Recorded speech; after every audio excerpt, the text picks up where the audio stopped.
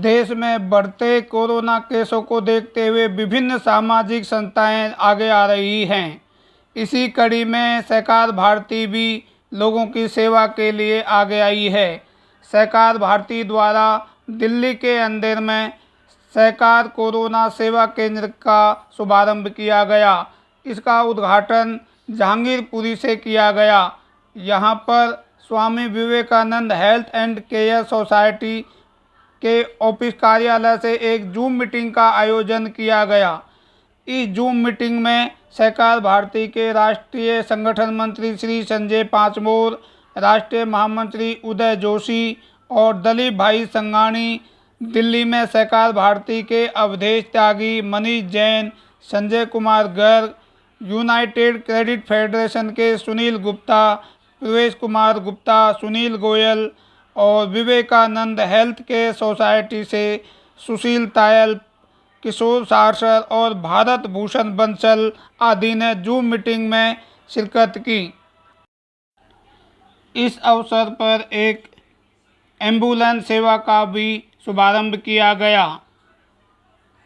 इस अवसर पर एक कैलेंडर का भी शुभारंभ किया गया। इस कैलेंडर में जिन संस्थाएं और एक हेल्पलाइन नंबर भी जारी किया गया। जिन व्यक्तियों को भी इससे संबंधित कोई भी सहायता लेनी हो, या एम्बुलेंस सेवा या गैस सिलेंडर या अन्य कोई दवाई परामर्श, तो इस हेल्पलाइन नंबर पर फ़ोन करके सेवा का लाभ ले सकते हैं। इस अवसर पर जूम मीटिंग में राष्ट्रीय महामंत्री उदय जोशी ने अपने विचार करते हुए सभी की सराहना की। सभी गणमान्य व्यक्ति जो आज इस कार्यक्रम में ऑनलाइन सुन रहा हो, लेकिन बहुत तहे दिल से यहाँ पर सुन गए। हम सब लोग पिछले साल 1.5 साल से ये कोरोना महामारी के साथ बहुत प्रयासों से और कठिन परिस्थिति में उसका मुकाबला कर रहे हैं। कुछ लोग अपने घरों में बैठे हैं, लेकिन हमारे सारे विचारधारा के जो संगठन है, वो सारे संगठन अपने अपने तरीके से कोरोना से राहत कार्य में जुटे हुए हैं। इसलिए सहकार भारती के नाम के लिए ये सब कुछ हम लोग नहीं कर रहे, बल्कि समाज की समुचित रूप से सेवा करने के लिए, उसमें प्रतिभाग लेने के लिए हम ये सब कर रहे हैं। मैं ये मानता हूँ कि जितने भी छोटे प्रमाण में हम ये कर सकते हैं, वैयक्तिक रूप से या सरकार कोरोना सेवा प्लेटफॉर्म से हमें करने की आवश्यकता है। जिनका स्वास्थ्य अच्छा है, ऐसे सारे व्यक्तियों ने जितनी सावधानी बरतनी संभव है, वो सारी सावधानी बरतने के पश्चात अपने अपने शहरों में, अपने अपने प्रदेशों में इस प्रकार का कार्य करने की आवश्यकता है। अभी हमारे सारे कार्यकर्ताओं को हमने एक पूरे भारतवर्ष में सूचना दी है कि इस प्रकार का जो भी राहत कार्य अपने अपने प्रदेशों में चलेगा, उसका एक वृत्त बनाकर सहकार भारती के केंद्र कार्यालय में लिखित रूप में फोटो या कोई अन्य चित्र है, इसके साथ भेजिए। जैसे ही कोरोना काल ये समाप्त होगा, तो सहकार भारती की तरफ से हम ये सेवा कार्य का एक पुस्तक पब्लिश करेंगे और पूरे देश में सहकारिता के माध्यम से, खास करके सहकार भारती के कार्यकर्ताओं के प्रयास से पूरे देश में क्या क्या और कहाँ किस प्रकार के सेवा कार्य चल रहे थे, इसका एक समुचित वृत्त हम सबको इस पुस्तक से प्राप्त होगा, ऐसा मैं विश्वास करता हूँ।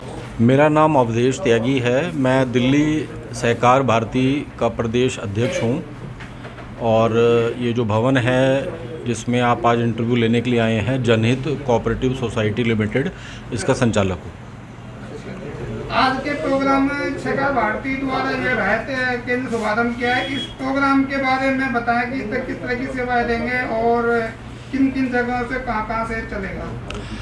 यह सेवा पूरी दिल्ली के लिए शुरू करने जा रहे हैं, जिसके 6 अलग अलग जगहों पर सेंटर्स बनाए गए हैं। सेवाओं में दवाइयाँ हैं, मास्क का वितरण है, एम्बुलेंस की सर्विस है, ऑक्सीजन सिलेंडर जो हम ही रिफ़िल करा कर देंगे, उसकी भी ज़रूरतमंदों को उसकी आवश्यकता की पूर्ति हम लोग करेंगे। दिल्ली में कितनी जगह ये सेंटर बनेगा? 6 जगह ये सेंटर बनेंगे। 6 जगह से बनेगा। जी। इनमें और क्या क्या उपलब्ध चीज़ें होंगी? इसमें एक तो MBBS MD डॉक्टर हैं, उनका परामर्श रहेगा, ऑनलाइन परामर्श। अगर किसी रोगी को अपने घर से वो परामर्श की सुविधा चाहिए तो वो परामर्श हम लोग देंगे। उसके अलावा अगर वो दवाइयाँ लिखते हैं तो कुछ बेसिक दवाइयाँ भी हैं जो कोरोना काल में आवश्यक हैं, वो दवाइयाँ भी हम लोग उपलब्ध करा रहे हैं। जो ऐसे व्यक्ति हैं जो कोरोना से पीड़ित हैं और अपने घर पर भोजन नहीं बना सकते हैं, तो उनके लिए घर पर भोजन पहुंचाने की भी निःशुल्क सुविधा है। सभी केंद्रों से? जी। अच्छा, जैसे बहुत जगह लोग अपने ऑक्सीजन सिलेंडर की केंद्र खोल रहे हैं, तो ऑक्सीजन की भी इसमें कोई सुविधा नहीं है? हाँ, ऑक्सीजन सिलेंडर हैं जो हम लोग भरवा करके देंगे, ऑक्सीजन भरवा करके देंगे, और जब उनका वो ऑक्सीजन ख़त्म हो जाएगा तो वो खाली हमें दे जाएं, हम उनको रिफिल्ड दोबारा उपलब्ध करवा देंगे। ये सारी एम्बुलेंस के अंदर होगा? अलग से है वो सुविधा, वो अलग से सुविधा है। मैं संजय कुमार गर्ग, पेशे से कॉस्ट अकाउंटेंट प्रैक्टिस में हूँ अपनी, और सहकार भारती दिल्ली प्रदेश में कोषाध्यक्ष की जिम्मेदारी है। जय Shri Swami Vivekanand health and care cooperative society का भी कोषाध्यक्ष हूँ। ये Vivekanand health and care cooperative society कब से चल रही है? ये हमारे को 4 वर्ष हो गए जी। अच्छा जी। इसका हेड ऑफिस कहाँ पे बनाया आपने? हेड ऑफिस इसका मॉडल टाउन है, C ब्लॉक में। इसके अंदर क्या क्या क्या होते हैं? इसके अंदर हम मेडिकल कैंप लगाते हैं, ब्लड डोनेशन कैंप लगाते हैं, किसी ज़रूरतमंद को सहायता करते हैं दवाइयों की। अभी ये कोरोना राहत केंद्र हमने शुरू किया है दिल्ली में 6। अच्छा जी। आज ही शुभारंभ हुआ है उसका। तो इस जो आपने ये केंद्र किया है, ये किस तरह से प्रेरणा मिली, कहाँ से प्रेरणा मिली और कैसे दिमाग में कैसे विचार आया आपके पास? देखो, कोऑपरेटिव सोसाइटी जो होती है वो अपने मेंबर्स मिल कर के बनाते हैं। उसका जो भी हम कार्य करते हैं अपने मेंबर्स के लिए करते हैं, ठीक है। और यहाँ पर दिल्ली के अंदर हमारे यहाँ कोई कोऑपरेटिव सोसाइटी नहीं थी, तो 4 वर्ष पहले हमने ये पहली कोऑपरेटिव सोसाइटी बनाई। इससे पहले हमारे यहाँ अगर देखेंगे आप भी, या जनता को सबको पता है, यहाँ सिर्फ़ और सिर्फ हाउसिंग सोसाइटीज़ होती थी दिल्ली के अंदर। तो हमने फिर प्रेरणा ली कि भाई हम कोऑपरेटिव सेक्टर में चलते हैं और हेल्थ के थ्रू जाते हैं, तो तब हमने हेल्थ सेक्टर बनाया। तो डॉक्टर दवाइयाँ आपकी तरफ से प्रोवाइड की जाएगी, मार्केट की तरफ से मिलेगी? देखिए, इसमें दवाइयों का सिस्टम होता है कि जैसे विटामिन्स हैं, ये तो हम लोग फ्री ऑफ कॉस्ट दे रहे हैं सबको, ठीक है। लेकिन जो प्रिस्क्राइब्ड होती हैं, जो हर आदमी सेल नहीं कर सकता, वो डॉक्टर की प्रिस्क्रिप्शन पर उनको अपनी मेडिकल शॉप से लेनी पड़ेगी। इस कोरोना महाकाल में अनेक गैर सरकारी संगठन और सरकार के स्तर पर और धार्मिक संस्थाओं के माध्यम से अनेक कार्यक्रम हो रहे हैं। सहकारिता एक ऐसा क्षेत्र है जिसमें मिलजुल कर सबके सहयोग से कार्यक्रम किए जा सकते हैं। सबसे बड़ी बात होती है कि हर किसी आयोजन के लिए अर्थ की सबसे बड़ी आवश्यकता होती है। जब तक अर्थ फंड ना हो तो कोई भी कार्य नहीं हो सकता। सहकारिता क्षेत्र में सहकारी संस्थाओं का उद्देश्य व्यवसाय करना होता है जिससे वो प्रॉफिट कमाती हैं, लेकिन उसके साथ समाज के प्रति उत्तरदायी ये सहकारिता के जो प्रिंसिपल हैं साथ उनमें से एक जुड़ा हुआ है। तो सहकारी संस्थाएं अपने लाभ में से इस तरह के जो सामाजिक काम है, राहत के काम हैं, कभी देश में अचानक कोई आपदा आ जाती है तो उस समय में सभी सहकारी संस्थाएं अपने लेवल पे या सामूहिक इकट्ठा होकर इस तरह के कार्यक्रम करती हैं। सहकार भारती ऐसी सभी सहकारी संस्थाओं का एक ऐसा संगठन है जो सहकारिता आंदोलन को प्रमोट करता है, इन सहकारी संस्थाओं की समस्याओं के समाधान के लिए भी प्रयास करता है। तो उस कारण से हमारी सभी प्रकार की सहकारी संस्थाएं, चाहे वो हाउसिंग की है, चाहे वो क्रेडिट की है, चाहे वो बुनकरों की है, चाहे महिलाओं की है, वो हमसे जुड़ी हुई हैं। केवल इस राहत कार्य के लिए उनको एक सूत्र में पिरोकर काम करने की भूमिका सहकार भारती ने निभाई है। ये जो राहत कार्य अभी दिल्ली में सहकार भारती द्वारा शुरू किया है, सहकार भारती तो एक प्रेरणा स्रोत है, उसको implement Vivekananda health and care cooperative society कर रही है। और उसको जो सहयोग देने वाली संस्थाएं हैं उसमें अनेक प्रकार की सोसाइटियां हैं, जिन्होंने किसी ने सिलेंडर का सहयोग दिया है, किसी ने दवा का सहयोग दिया है, किसी ने पीपी किट का सहयोग दिया है। तो सहकार भारती तो केवल सहकारी क्षेत्र को एक सूत्र में बांट कर किसी एक पर्टिकुलर उद्देश्य की पूर्ति के लिए कार्य करती है। गागर में सागर भरने वाली जो बात है, सहकार भारती तो केवल उस भूमिका में काम करती है, प्रत्यक्ष काम तो सभी सहकारी संस्थाएं करती हैं। अच्छा सुनील गुप्ता जी, आज का ये प्रोग्राम है, इसके अंदर में आपने दवाइयों के बारे में बता दिया, सिलेंडर के बारे में बता दिया, दूसरे वक्ताओं ने भी बता दिया। वास्तव में आपके द्वारा ये कार्य के आज कल देश में सहकारी की बहुत जरूरत है, क्योंकि हमारे सरकारी स्तर पर पक्ष और विपक्ष भी आपस में लड़ रहे हैं, इस समय एक नहीं हो रहे जी। इस समय में आपने ये एक आंदोलन करके मूल मंत्र दिया है। हाँ जी। तो सरकारों को या जनता को इस बारे में अपना कुछ संदेश देना चाहेंगे? देखिए, सहकारिता के जो सिद्धांत है उसमें एक सिद्धांत है, राजनीतिक विचारधारा से उठकर गैर राजनीतिक स्तर पर विचार कर कर सहकारिता आंदोलन काम करता है। और अभी भी ये जो कार्य शुरू हुआ है, इसमें जो संस्थाएं जुड़ी हुई हैं, उनमें जो काम करने वाले डायरेक्टर हैं या कर्मचारी हैं, वो हो सकता है अलग अलग विचारधारा से, अलग अलग राजनीतिक पार्टियों से जुड़े हुए हों और जुड़े हुए हैं भी, लेकिन उनमें से किसी के मन में ये भेदभाव नहीं है कि राजनीतिक दृष्टिकोण से सोचकर वो एक दूसरे की टांग खिंचाई करें या एक दूसरे पर आरोप प्रत्यारोप करें। उन्होंने एक भूमिका, जो सहकार भारती का एक ध्येय वाक्य है, बिना संस्कार नहीं सहकार, बिना सहकार नहीं उद्धार, तो एक संस्कार वाले विषय को अपनाया है, जिसमें किसी भी तरह का राजनीतिक भेदभाव नहीं है, किसी भी तरह का धार्मिक जातीय भेदभाव नहीं है। तो राष्ट्र और समाज की सेवा के लिए हमने काम करना है, उसके लिए किसी राजनीतिक दृष्टिकोण से काम नहीं कर रहा है। तो निस्वार्थ भाव से जोड़ने का काम सहकार भारती करती है, और सहकार भारती सभी विचारधाराओं से उठकर समाज की और सहकारिता की भलाई के लिए जो भी काम है और जो भी उसके साथ आना चाहे, वो किसी भी विचारधारा का, किसी भी पार्टी का व्यक्ति उनको साथ लेके चलता है। और मैं समझता हूँ कि ऐसे समय में सभी राज्यों को, केंद्र को और सभी देश की राजनीतिक जितनी भी पार्टियां हैं, उनको एकजुट होकर काम करना चाहिए। ना एक दूसरे पर आरोप लगाने से कोई लाभ नहीं मिलेगा। हमें बिना किसी आरोप को लगाए जो कमी रह गई है, उस कमियों को दूर करते हुए इस अभियान को चलाना होगा। सुनील गुप्ता जी, अंतिम क्वेश्चन की तरफ आऊँगा। आज का जो आपका सहकार कोरोना राहत सेवन शुभारंभ हुआ है, इसके अंदर में जनता है, पीड़ित है, मरीज है, वो आपसे किन सेंटरों से आपसे किस तरह से संपर्क कर सकती है?